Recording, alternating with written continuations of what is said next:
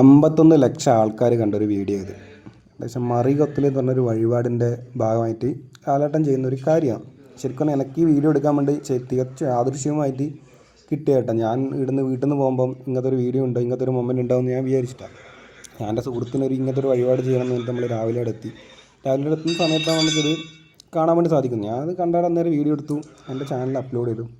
Upload ചെയ്തിട്ട് ഇനി കുറേ നെഗറ്റീവ് കമൻറ്റ് വന്നതെന്ന് വെച്ചിട്ടുണ്ടെങ്കിൽ ഞാനത് വേറെ ഏതോ ഇവിടുന്ന് അടിച്ചു മാറ്റി ഇട്ടേന്നാണ്.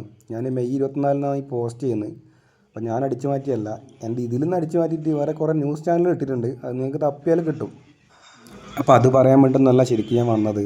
എന്നോട് കുറേ ആൾ ചോദിച്ചിട്ടുണ്ട്, ബ്രോ ഇത് എവിടെയാണ്, എങ്ങനെയാണ് പോല്, എന്നാ വഴിപാട്, എപ്പോഴാണ് ഓപ്പൺ, എപ്പോൾ ഉണ്ടാവില്ല എന്നെല്ലാം ചോദിച്ചിന്. അതിനില്ല ഡീറ്റെയിൽ ആയിട്ട് ഞാൻ അതിൻ്റെ മറുപടി ഈ വീഡിയോൻ്റെ അവസാനം വരുന്നതായിരിക്കും. പിന്നെ നമുക്ക് കുറച്ച് നെഗറ്റീവ്സ് കമൻ്റ് ഉണ്ട്, അതിന് ഒരു മറുപടി കൊടുക്കാൻ വേണ്ടിയിട്ടാണ് ഞാൻ ഇപ്പോൾ വന്നിട്ടുള്ളത്. അപ്പോൾ നമുക്ക് നോക്കാം എന്നാ സംഭവം എന്നാണ് പറഞ്ഞത്. നമുക്ക് നോക്കാം. ഒന്നാമത്തെ കമൻറ്റ് ഇതാണ്: അമ്മയുടെ വേർപാടിൻ്റെ മറവിൽ പഴയ വീഡിയോ റീസെയിൽ നടത്തുന്ന കച്ചവട കണ്ണല് യൂട്യൂബർ. എന്നിട്ട് കച്ചവട കണ്ണല് യൂട്യൂബർ. ഞാനിത് പോസ്റ്റ് ചെയ്ത് 2024 ഓക്കെ. ആ ഇൻസിഡൻറ്റിൻ്റെ സംഭവത്തിൽ ഈ വീഡിയോ ആരെ കാണും, പെട്ടെന്ന് അത് വൈറലാവുകയും ചെയ്തു. ഇദ്ദേഹം എന്നാൽ ഉദ്ദേശിച്ചത് പോലും എനിക്ക് മനസ്സിലാവുന്നില്ല. അപ്പോൾ ഓക്കെ, ഞാനത് അതിൻ്റെ രീതിക്ക് വിട്ടു.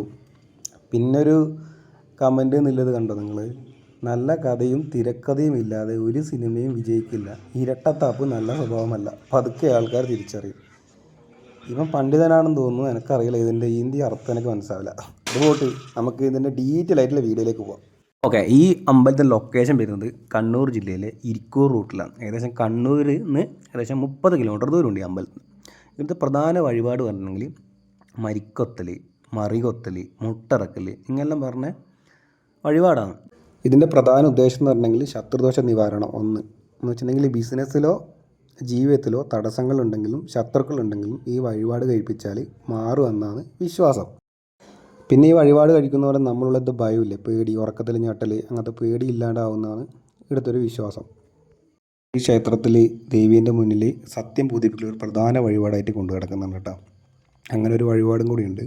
പിന്നെ നമ്മളെ കോലാത്തിരി രാജവംശത്തിൻ്റെ പരദേവതാ ക്ഷേത്രങ്ങളിൽ ഒന്നായത്, അങ്ങനെ ഒരു ഹിസ്റ്ററി ഉണ്ട്.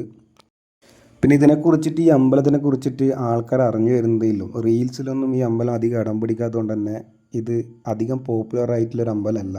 ശരിക്കും അധികം പോപ്പുലർ ആയിട്ടേത്, അങ്ങനെ തന്നെ വേണം പറയാം. ക്ഷേത്രത്തിലെ പ്രധാന പ്രതിഷ്ഠ ഭദ്രകാളിയാണ്. വരിക്കപ്ലാവിൽ തീർത്ത ദാരുവിഗ്രഹമാണ് ഇവിടെ പ്രതിഷ്ഠ സങ്കല്പമായിട്ടുള്ളത്. അതുപോലെ തന്നെ കൊടുങ്ങല്ലൂർ അമ്മയുടെ സങ്കല്പത്തിലാണ് ഇവിടെ വഴിപാടുകളും മറ്റും നടക്കുന്നത്. അപ്പോൾ വീഡിയോ ഇഷ്ടപ്പെട്ടെങ്കിൽ നിങ്ങൾ ലൈക്ക് ചെയ്യുക, ഷെയർ ചെയ്യുക, സബ്സ്ക്രൈബ് ചെയ്യുക. അതുപോലെ തന്നെ ഇതിനെക്കുറിച്ചൊരു ഡീറ്റെയിൽ ആയിട്ടൊരു വീഡിയോ ചെയ്യണമെന്നുണ്ട്. നിങ്ങൾ കമൻറ്റ് ബോക്സിൽ കമൻറ്റായിട്ട് രേഖപ്പെടുത്തുന്നുണ്ടെങ്കിൽ ഞാൻ ഇതിനെക്കുറിച്ച് ഡീറ്റെയിൽ ആയിട്ടൊരു വീഡിയോ ചെയ്യുന്നതായിരിക്കും. അപ്പോൾ പുതിയൊരു വീഡിയോയിലേക്ക് കാണുന്നതായിരിക്കും. Bye bye guys.